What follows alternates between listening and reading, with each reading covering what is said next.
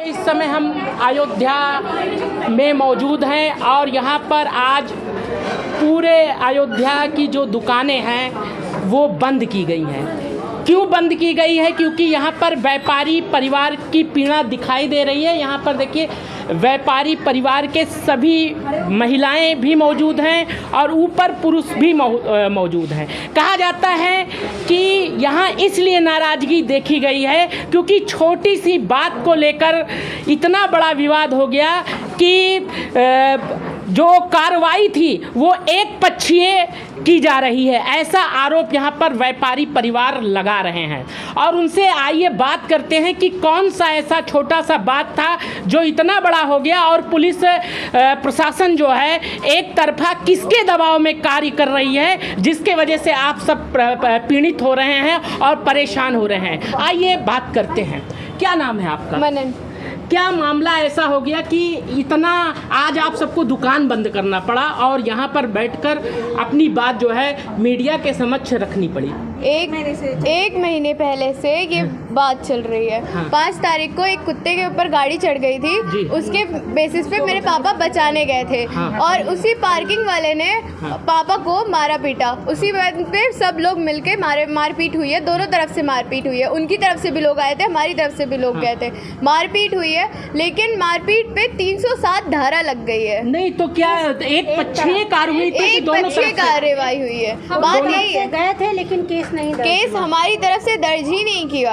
काहे नहीं दर्ज हुआ? किसका दबाव था? राजा साहब का दबाव था। ऊपर से दबाव था, एक ही तरफ दबाव था। दबाव की वजह से हमारी तरफ की कार्यवाही ही नहीं देखी गई। ना रिपोर्ट देखा गया, ना मेडिकल रिपोर्ट देखा गया, कुछ नहीं देखा गया। बस उधर की सुनवाई हुई, हमारी तरफ की कोई सुनवाई नहीं हुई। हम लोग को बस दबाए कुचलाया जा रहा है। जैसे आज मुख्यमंत्री जी कहते हैं कि चाहे जो भी हो, अगर वो पीड़ित है, परेशान है तो उसको न्याय मिलेगा। तो क्या आप लोग मुख्यमंत्री जी से क्या मांग करती हैं कि जिससे आप सबको न्याय मिले और आप सबको न्याय के साथ जो है, सम्मान के साथ जो है व्यापार करने का मौका भी मिले? ऐसा क्या चाहती हैं आप लोग? पहले तो हमें न्याय चाहिए। जो 307 कार्यवाही धारा लगी है वो धारा बिल्कुल भी गलत है, क्योंकि छोटी मोटी लड़ाई में 307 धारा नहीं लगती है। और वो आदमी जो जिसको मारा पीटा गया, जो कहा है कि पुलिस तो जब तक डॉक्टरी रिपोर्ट नहीं देखती तब तक 307 नहीं लगाती, तो कैसे 307 लगाती? ये प्रेशर में लगाई है,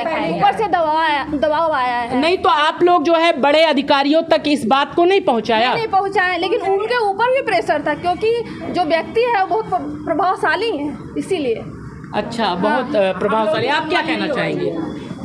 ये 307 धारा हटाना चाहिए। क्यों 307 धारा लगा? छोटी मोटी केस का नहीं, कितने लोगों के ऊपर लगभग 307 की धारा लगी हुई है? हम चाहते हैं कि हमारा हटे, और अगर वो कल आए तो ये हम लोगों को लिखित दिया जाए कि वो एकदम सुरक्षित रहेंगे जी, ताकि जितने भी मेंबर आए वो सुरक्षित रहें, क्योंकि उन लोग बार बार धमकी दे रहे हैं कि इन लोग आएंगे तो हम छोड़ेंगे नहीं। लेकिन इतनी बड़ी कौन सी ऐसी बात हो गई कि आज आप सबको अपनी दुकान बंद करनी पड़ी, और दुकान बंद करने से आम जनता और श्रद्धालुओं को भी बहुत दिक्कत का सामना करना पड़ा? क्या हो गया? हम लोग की नहीं हो रही है ना, सुनवाई नहीं हो रही है कहीं भी। हम लोग को परेशानी नहीं मिला अभी तक। इतने दिन से हम लोग न्याय मांग रहे हैं, न्याय नहीं मिल रहा है। हम लोग काहे दुकान बंद करनी पड़ी, ये बताइए। दुकान क्योंकि हम लोग को परेशान किया जा रहा है। दुकान पे आकर लेबर को उठाया।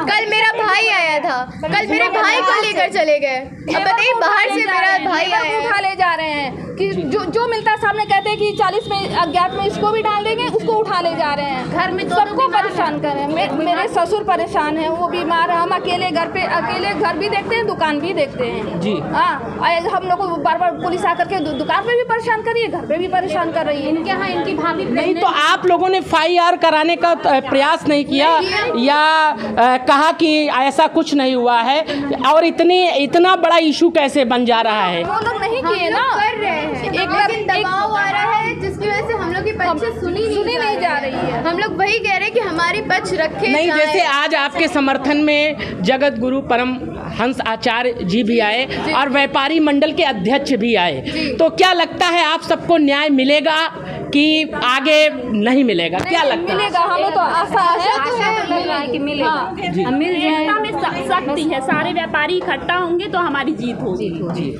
एकता में जो झूठे हैं उनको सजा मिले। जी, झूठे हैं। अगर वो उनको चोट नहीं लगा है तो उनको मानहानि का दावा हम लोग करेंगे और उनको लगे जी। अगर आप सबकी मांगे नहीं पूरी होती है तो आगे आप लोग क्या करेंगे? हम लोग धरना प्रदर्शन करेंगे। हम लोग धरना प्रदर्शन जी कोतवाली घेराव करेंगे, हम रास्ता बंद करवाएंगे। हमें न्याय चाहिए, न्याय चाहिए। जैसे कल से पुनः, जैसे आज तो आपका दुकान बंद रहा, क्या कल से पुनः दुकान आपका खुलेगा? खोलने ही नहीं दिया जा रहा है दुकान, प्रशासन नहीं खोलने दे रहा है। हम लोग को खोलने तो मिले, हम लोग जैसे खोलते हैं वैसे पुलिस वाले आ जाते हैं कि तुमको उठा ले जाएंगे, तुमको उठा ले नहीं जाएंगे। तो एक दुकान की वजह से सारी दुकानें क्यों बंद कर दी गई है? क्योंकि व्यापारी एकता है ना, व्यापारी सब एक है, इसलिए दुकानें बंद की गई है। तो क्या जब तक अगर न्याय नहीं मिलेगा तब तक क्या दुकानें नहीं खुलेगी? नहीं खुलेंगी जब तक न्याय नहीं मिलेगा। सुनवाई नहीं सबको, हो रही दोनों है। पक्षों को सामने आके ये मामला सुलझाना पड़ेगा। तो इस प्रकार से आपने यहाँ देखा कि सब में कितना आक्रोश है और पीड़ा है। कहा जाता है इसी पूरे व्यापारी समाज से ही जो है पूरे जितने विश्व के लोग अयोध्या से में आते हैं तो कुछ ना कुछ जब यहाँ आते हैं तो दुकानों से खरीदारी करते हैं, और जब सारी दुकानें बंद रहेगी तो कितना परेशानी का सामना करना पड़ेगा भक्तों को, ये आप भी जान सकते हैं। तो इसलिए प्रशासन से ये मैं कहना चाहूँगा और मुख्यमंत्री जी से भी यही कहना चाहूँगा कि निष्पक्षता से जांच की जाए, और जांच करने के बाद जो है जो इन सब की मांगे हैं, अगर ये दोषी नहीं हैं तो इन्हें न्याय दिया जाए। धन्यवाद।